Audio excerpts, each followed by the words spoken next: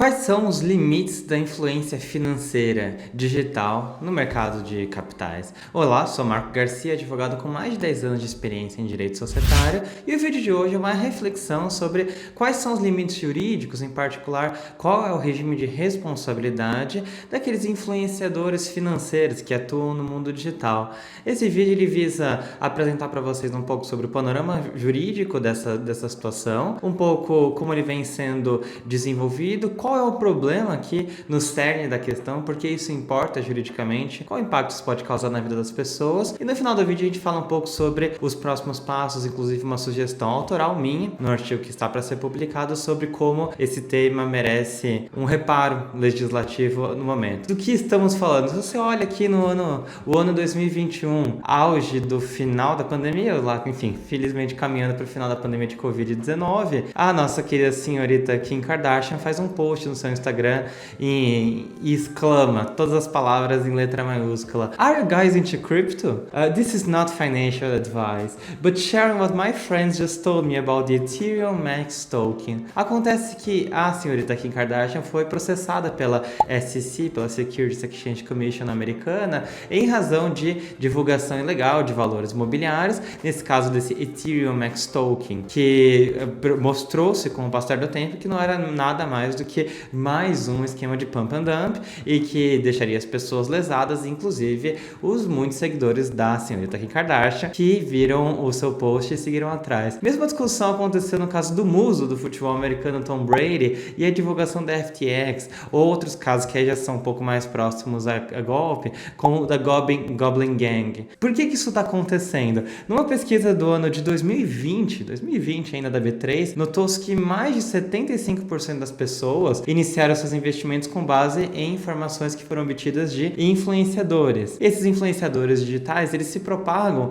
no mercado brasileiro particularmente, mas também no mundo todo, mas no Brasil, eles crescem tanto num ambiente de baixa escolaridade financeira e uma crescente demanda pelo conhecimento para finanças pessoais, investimentos pessoais. De acordo com uma pesquisa da B3, em 2018 ainda, já haviam mais de 700 mil investidores pessoas físicas no Brasil. Esse número passa em 2022 para uma cifra superior a 5 milhões, ou seja, um aumento muito grande, 700 mil para 5 milhões, num espectro de 3 ou 4 anos. Aqui está um aumento de 700%, relata esse relatório. E dos quais 75% desses novos investidores teriam chegado por meio de influenciadores financeiros digitais. E aí já tem material da Anbima, uma agência que atua também na regulação do mercado de capitais, ainda que de forma auxiliar, que já começa a definir os influenciadores, os influenciadores financeiros digitais, falando sobre o grande alta do número de interações nas postagens desses influenciadores. Então a gente tem, ainda mais no release da Anbima, que é datado do seu 7º relatório, menciona dados do ano de 2023, é um relatório do ano passado, 2024, que existiam ao menos 571 influenciadores financeiros ativos, sendo dos quais 553 falam sobre produtos financeiros do seu conteúdo. E a maior parte deles é dedicado à renda variável. Terá aumentado o número de 42% o número de influenciadores com relação ao ano anterior. Então, assim, você tem essa comunhão de um mercado carente de conteúdo de qualidade sobre investimentos, uma demanda muito crescente no Brasil que começa a traçar, ainda que devagarinho, os passos do que aconteceu, por exemplo, nos Estados Unidos, onde o mercado conta com uma participação muito volumosa de pessoas físicas. O Brasil começando a entrar nessa trajetória e, enfim, propaga esse conteúdo de influenciadores financeiros digitais, te recomendando: por que você não compra Petro 4? Agora é hora de comprar BBAS3. Não deixe de comprar tal ativo ou outro ativo usando aqueles típicos gatilhos da internet, FOMO, clickbait, ragebait, todas as formas de influência possíveis para fazer você tomar uma decisão financeira. Então, esse tema começa a cair na mira da própria Comissão de Valores Imobiliários, que regula o tema, mas também, enfim, para a sociedade em geral. No vídeo de hoje, como esse tema é muito grande, a gente vai tratar sobretudo da regulação da influência financeira digital no mercado de capitais, que é a nossa área de especialização. Mas também já fiz palestras e escrevi sobre a responsabilidade jurídica dos influenciadores como um todo. Por exemplo, você sugere que alguém faça uma viagem, a pessoa vai lá e quebra a perna. Você pode ser responsabilizado por esse acidente? Você recomenda um produto, ganha um link link de afiliação lá, o valor de comissão pela venda, esse produto se mostrou defeituoso e ele é retornado, por exemplo. Ou a pessoa se arrepende da compra em 7 dias. Ela foi feita entre ausentes, então incide o CDC. Você ainda recebe sua comissão? E também o caso lá da Honey, que está quentíssimo nos Estados Unidos, por exemplo, sobre a atribuição do último link. Quem é responsável pela venda e quem deve ser remunerado pela venda, que o influenciador faz. Esses não são os tópicos mais específicos desse vídeo. A gente vai falar nesse vídeo muito especificamente sobre aqueles influenciadores da área financeira que te fazem recomendações positivas ou negativas, ou seja, de compra ou de venda, de manutenção ou venda de posição, de um ativo que é regulado pela Comissão de Valores Mobiliários. Então, a gente nichou um pouquinho a discussão, mas ela dá para entender um pouco do todo a partir dela. E quais são os temas de interesse da Comissão de Valores Mobiliários? Já falou de várias vezes nesse vídeo, temos um curso que trata sobre isso. Regula a CVM, a Comissão de Valores Mobiliários, os valores mobiliários, que assim são definidos na Lei 6385 de 1976, de forma híbrida, né? Então, você tem os primeiros 8 incisos, nos quais eles são listados, e neles se incluem ações, debêntures, bônus de subscrição, notas comerciais, entre outros,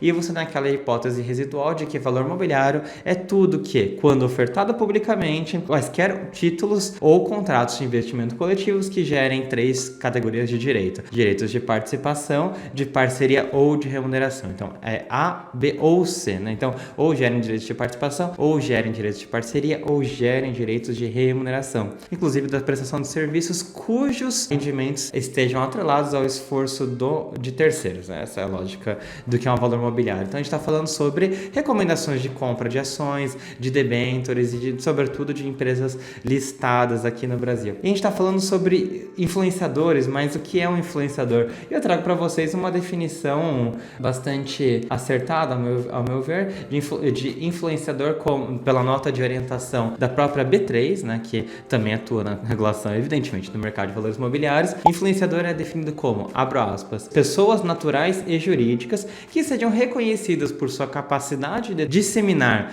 conteúdo educacional, publicitário e ou informações, bem como induzir comportamentos, em especial por meio das redes sociais. Isso aqui define a B3 na sua nota orientativa. Agora, se a gente pegar uma definição mais específica de influenciador, a gente precisa olhar um pouco a doutrina. E eu cito, influenciadores são uma tradução nossa de um texto publicado na Louisiana Law Review. A gente pode definir influenciadores como individuais nas mídias sociais que influenciam os processos decisórios financeiros, então financial decision making das pessoas, da sua audiência, seja mediante recomendações ou promoções de produtos financeiros ou serviços, ou seja, mediante a discussão do uso de determinados aplicativos ou compra de determinados valores mobiliários. Então, essa é a nossa estrutura de discussão. Você tem pessoas que, por sua posição, por sua capacidade de engajamento, por sua audiência, são capazes não só de disseminar conteúdo que tem uma natureza educativa ou jornalística de fundo, mas que também são capazes de influenciar o processo financeiro, decisório financeiro das pessoas. E, portanto, eles podem trazer esse sinal de alerta, porque essas pessoas têm capacidade, é sabido disso, de manipular o mercado, de aumentar artificialmente preços e de causar diversos outros problemas que são regulados, né, em relação ao mercado de capitais. No momento atual, os influenciadores financeiros digitais não contam com um arcabouço jurídico específico, também não contam os influenciadores financeiros como um todo. Mas a atuação deles se assemelha ao menos à atuação de 3 figuras reguladas pela CVM. Então, como funciona? Tem essas resoluções da CVM 19, 20 e 21. Vamos primeiro falar sobre elas. Elas estabelecem as regras para o funcionamento dos determinados agentes regulados, de agentes que precisam de inscrição e que fazem atividades que atuam diretamente no mercado de capitais. Essas categorias, elas foram criadas, foram robustecidas, por assim dizer, no final da década passada, e são um pouco guia, porque vai se notar agora que a atuação dos influenciadores, ela bate muito de frente com pelo menos a RCVM 20. Então vamos lá, uma por uma. RCVM 19, resolução CVM 19, trata dos consultores de valores mobiliários. Define a consultoria de valor mobiliário como a prestação de serviços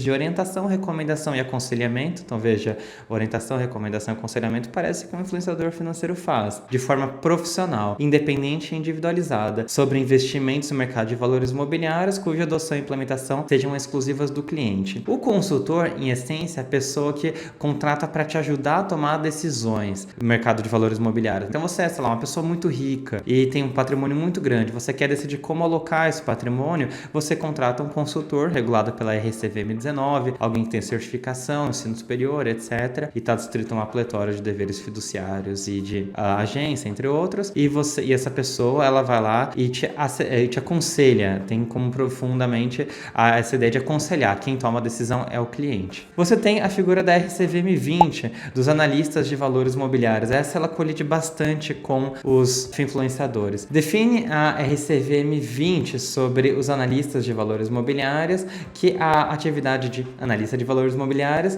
ela é feita pela pessoa natural ou física que, em caráter profissional, elabora relatórios de análise destinados à publicação, divulgação ou distribuição a terceiros, ainda que restrita a clientes. Então, a figura da RCVM 20 é daquelas casas de análise, no qual, por exemplo, a Suno Research se enquadra. Elas fazem relatórios com recomendação de venda, de compra ou de manutenção da posição sobre valores imobiliários, e você vai lá, pode adquirir e pagar pelo valor do relatório, mesmo que esse relatório seja restrito a clientes. A ideia é que elas fazem uma atividade de cunho muito fortemente de pesquisa, de jornalística, de informação educacional, mas para que elas não manipulem o mercado, elas estão restritas a um conjunto muito grande de obrigações, incluindo lock-up, por exemplo, você não poder negociar ativos num prazo específico antes e depois da divulgação dos relatórios, porque senão você poderia manipular o mercado. O ponto da incidência da RCVM 20 com os influenciadores é que uma forma prevista na própria resolução de divulgação de relatórios de análise é pelo formato de vídeo, ou seja, o que diferenciaria em tese um vídeo de um influenciador que não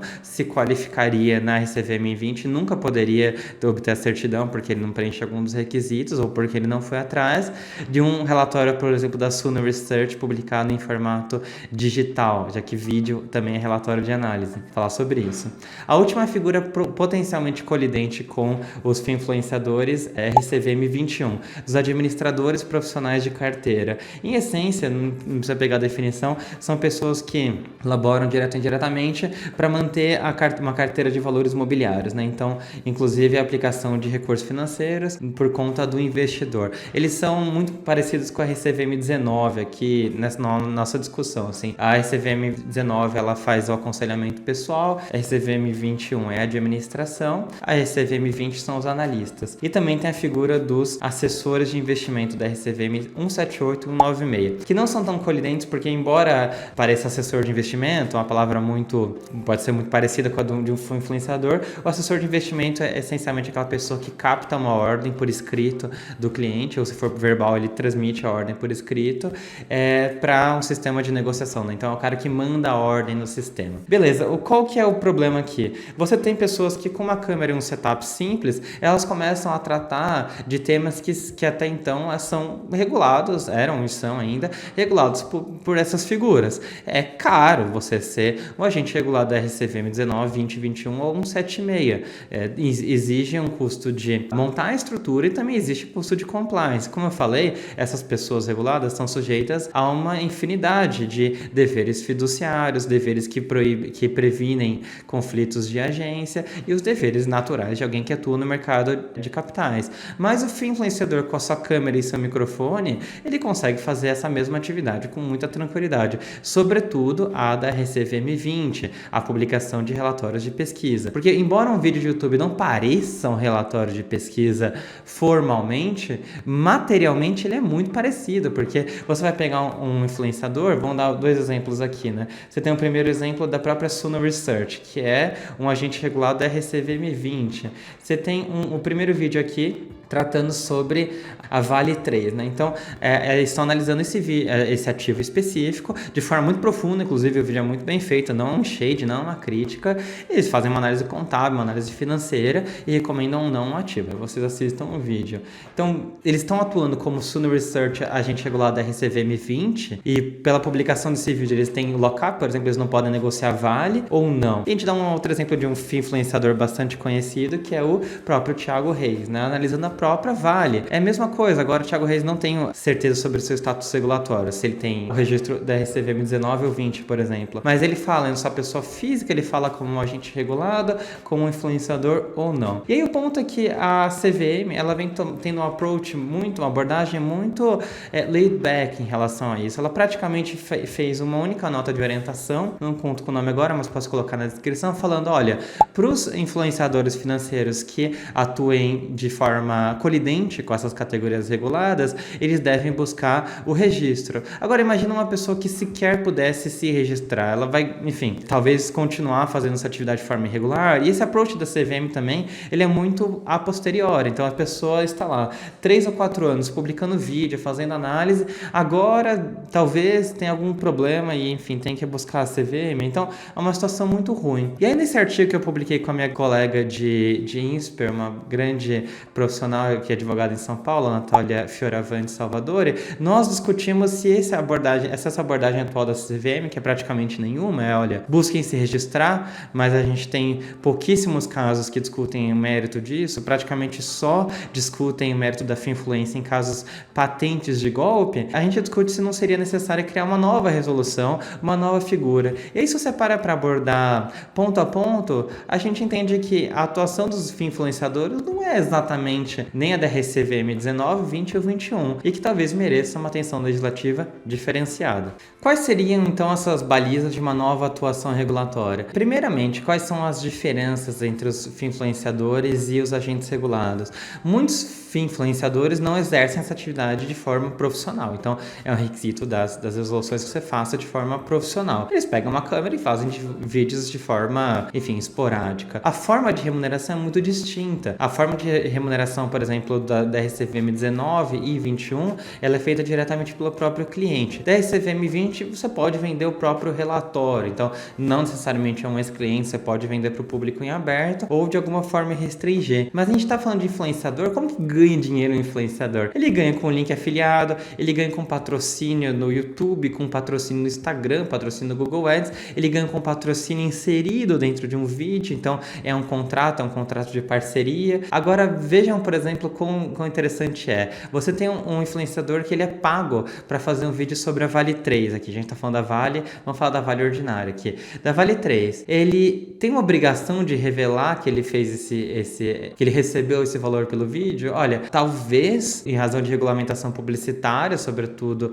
da Agência Autorreguladora Publicitária Brasileira, ele deva revelar parcerias pagas, mas pela CVM não, porque você não tem essa restrição específica na RCVM 20. Aí você tem, por exemplo, um mundo gigante de potenciais conflitos de interesse, e isso vem crescendo muito, com os influenciadores financeiros sendo pagos para falar bem de valores imobiliários. E isso aconteceu recentemente no Canadá, um exemplo muito interessante, que pequenas ações, small caps, estavam pagando influenciadores para falar bem das suas ações. E do jeito que tá, o que a CVM falaria? Olha, busquem se registrar, não vai ter nenhum tipo de penalidade específica. Você também nota que o alcance do material dos influenciadores é diferente dos agentes regulados, a forma de remuneração do serviço, como eu falei, é muito diferente, e no momento tem essa diferença gigante da existência de deveres fiduciários. Se você é um agente regulado, assim, muito entre aspas, você está numa situação pior do que um influenciador fazendo a mesma coisa, porque você tem, dos deveres que a lei menciona: proibição de emitir relatório de análise com finalidade de obter vantagem devida, proibição de omitir informações em conflito de interesses,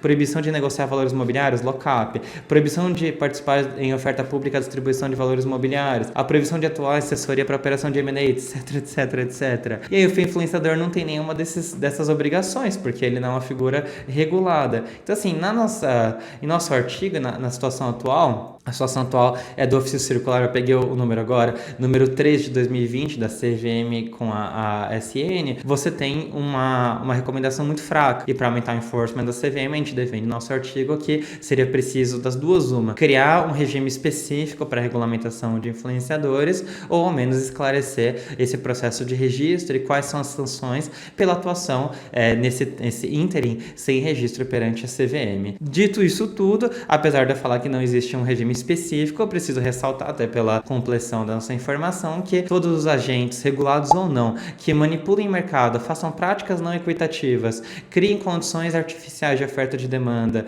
relacionadas a esses três valores imobiliários, ainda assim estão adstritos ao regime da RCVM 62, que é aquela resolução antiga, agora reeditada, sobre manipulação de mercado. Então é claro que você, ser influenciador digital, não te dá uma carta branca para manipular o mercado. Você ainda pode ser punido com base na RCVM 62. E já existe caso sobre isso. Mas o ponto é que, no momento atual, você tem um conjunto de agentes regulados, que era a forma que a CVM tinha tentado encontrar para regular esse tema, que no final das contas não consegue abranger esse fenômeno específico da finfluência. Então essa é a reflexão do vídeo de hoje. É um pouco para abrir uma discussão sobre esse tema. A gente coloca o artigo aqui e as fontes na definição. Se você gostou do nosso conteúdo, nós recentemente fizemos um curso sobre investimento em startups, está disponível na Udemy, e até o final deste mês de fevereiro a gente está com um desconto especial no curso. E se você gostou desse conteúdo dos outros do canal, não esqueça de deixar seu like e se inscrever no nosso canal. A gente está tentando chegar na marca incrível, mas a gente vai chegar lá,